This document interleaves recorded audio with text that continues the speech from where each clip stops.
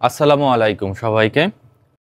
আজকে আপনাদের সঙ্গে আলোচনা করব অস্ট্রিয়ার স্টুডেন্ট ভিসার বিষয়ে। কিভাবে আপনারা খুব সহজেই এই স্টুডেন্ট ভিসার জন্য আবেদন করবেন, এই স্টুডেন্ট ভিসা আবেদন করতে আপনাদের কত টাকা খরচ হবে এবং কি কি ডকুমেন্টস নিয়ে আপনাদের এই স্টুডেন্ট ভিসা আবেদন করতে হবে, এই সকল বিষয় নিয়ে ইনশাআল্লাহ আপনাদের সঙ্গে আলোচনা করার চেষ্টা করব। তো আজকের ভিডিওটি আপনারা যদি শেষ পর্যন্ত দেখেন, ইনশাআল্লাহ আপনাদের জন্য অস্ট্রিয়ার স্টুডেন্ট ভিসা আবেদন খুবই সহজ হয়ে যাবে। মূল আলোচনা শুরু করি।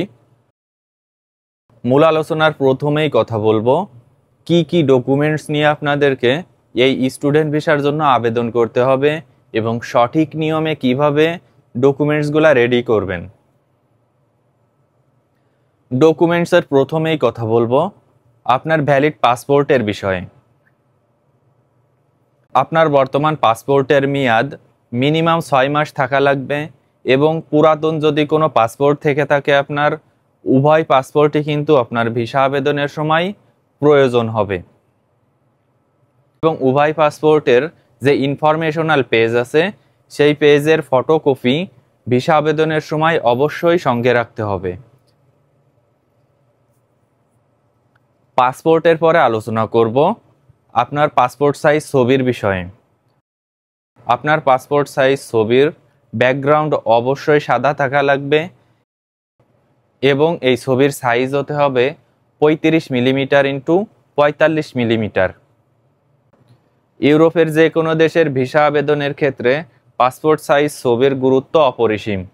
তাই যখন আপনারা স্টুডিও থেকে এই ছবিটি রেডি করবেন, ফটোগ্রাফারকে বলবেন স্ট্যান্ডার্ড মানের ছবি রেডি করে দিতে। এখন যে ডকুমেন্টসটি নিয়ে আপনাদের সঙ্গে কথা বলবো, ইউরোপের ভিসা আবেদনের ক্ষেত্রে এই ডকুমেন্টসটি খুবই গুরুত্বপূর্ণ এবং এই ডকুমেন্টটাই যদি কোনো প্রকার ভুল ত্রুটি হয়ে থাকে সেক্ষেত্রে কিন্তু আপনার ভিসা আবেদন বাতিল হয়ে যেতে পারে। সেই ডকুমেন্টসটি হলো ভিসা অ্যাপ্লিকেশন ফর্ম। অস্ট্রিয়া এম্বাসির ওয়েবসাইট থেকে আপনাদের এই ভিসা অ্যাপ্লিকেশন ফর্মটি ডাউনলোড করতে হবে এবং ভুল ত্রুটিহীনভাবে যেখানে যে ইনফরমেশন চাইবে সেখানে সেই ইনফরমেশন ফিল আপ করতে হবে। ভিসা আবেদনের পূর্বে বারবার চেক করে নেবেন আপনার এই ভিসা অ্যাপ্লিকেশন ফর্মে কোনো প্রকার কোনো ভুল ত্রুটি আছে কিনা। ভিসা অ্যাপ্লিকেশন ফর্মের পরে আলোচনা করব ইউনিভার্সিটি অ্যাকসেপ্টেন্স লেটারের বিষয়ে। যে কোনো দেশের স্টুডেন্ট ভিসা আবেদনের ক্ষেত্রে এই অ্যাকসেপ্টেন্স লেটার কিন্তু খুবই গুরুত্বপূর্ণ। আপনার এই অ্যাকসেপ্টেন্স লেটার ব্যতীত আপনি কিন্তু স্টুডেন্ট ভিসা আবেদন করতে পারবেন না। আর তাছাড়া সর্বদাই চেষ্টা করবেন যে দেশের ভিসা আবেদন করবেন সেই দেশের ভালো মানের ইউনিভার্সিটি থেকে এই অ্যাকসেপ্টেন্স লেটার সংগ্রহ করার। সেক্ষেত্রে আপনার ভিসা হওয়ার সম্ভাবনা বেশি হওয়ার পাশাপাশি আপনার স্কলারশিপ পাওয়ার সম্ভাবনাও কিন্তু বেশি থাকবে। ইউনিভার্সিটি অ্যাকসেপ্টেন্স লেটারের পরে আলোচনা করব আপনার ব্যাংক স্টেটমেন্টের বিষয়ে। ব্যাংক স্টেটমেন্ট কিন্তু ইউরোপের ভিসা আবেদনের ক্ষেত্রে অপরিসীম। আপনি যদি যথেষ্ট পরিমাণ টাকা দেখাতে না পারেন আপনার ব্যাংক স্টেটমেন্টে, সেক্ষেত্রে আপনার ভিসা রিজেক্ট হবে 100%।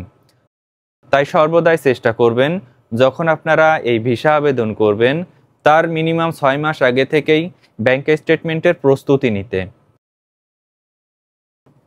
ব্যাংক স্টেটমেন্টের পরে আলোচনা করব প্রুফ অফ অ্যাকোমোডেশন নিয়ে।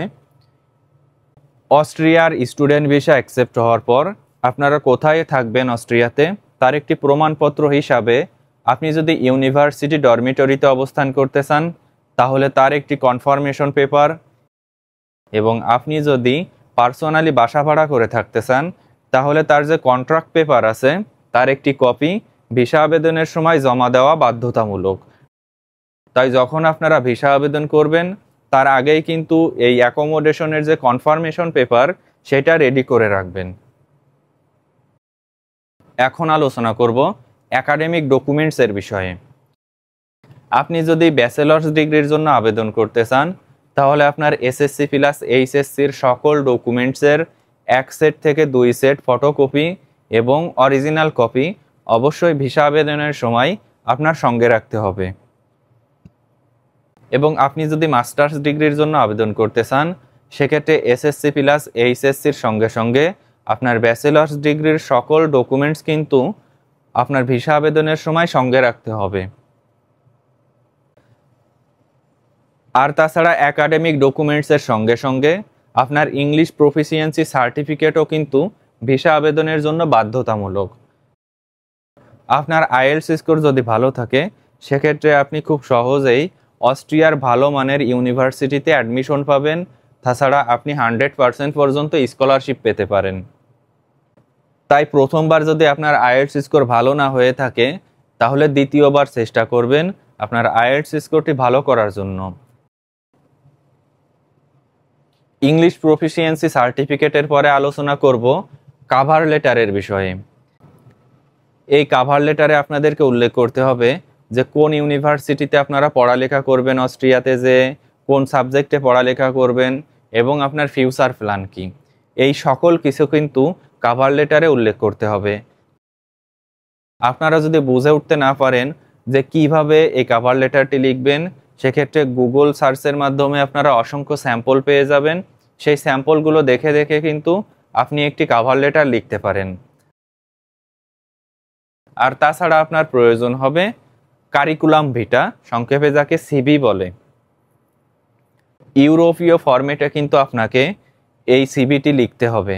কিভাবে এই সিভিটি আপনারা লিখবেন, গুগল সার্চের মাধ্যমে অসংখ্য স্যাম্পল পেয়ে যাবেন এবং সেই স্যাম্পলগুলো দেখে দেখে আপনারা একটি সিভি লিখতে পারেন।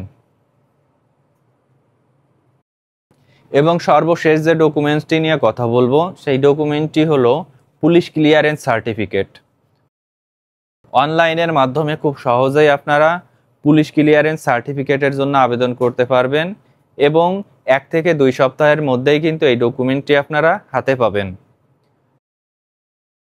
এই যে সকল ডকুমেন্টস নিয়ে আপনাদের সঙ্গে আলোচনা করলাম এর প্রত্যেকটি ডকুমেন্টসই কিন্তু আপনার ভিসা আবেদনের জন্য বাধ্যতামূলক।